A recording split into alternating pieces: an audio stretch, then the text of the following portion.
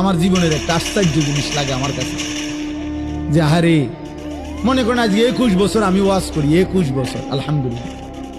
তা আমার একটা দুঃখ আর কি, যে 21টা বছর ধরে, মানে আশ্চর্যের কথা হলো আজকে আমাদের দুঃখ যে আমরা মুসলমানদেরকেই দিবানিশি, মুসলমান পরিচয়দারীদেরকেই দিবানিশি নামাজের জন্য ওয়াজ করতে হইতেছে।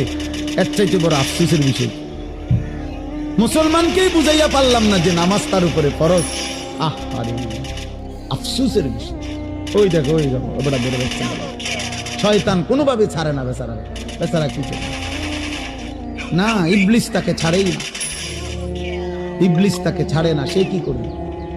কোরআনে আছে, আল্লাহ তাআলা বলছে ইবলিস 24 ঘন্টা ফাইন্নাহু ইয়া'মুরু বিল ফাহশাই ওয়াল মুনকার, ইবলিস 24 ঘন্টা মানুষকে অস্থিরতা, বেহায়াপনা, নারী, জিনা, ব্যভিচার, অসভ্যতা আর যাবতীয় গুনার কথা বলতেই থাকে, বলতেই থাকে, বলতেই থাকে, বলতেই থাকে। ও ছাড়তে চায় না, ছাড়েই না কোনো।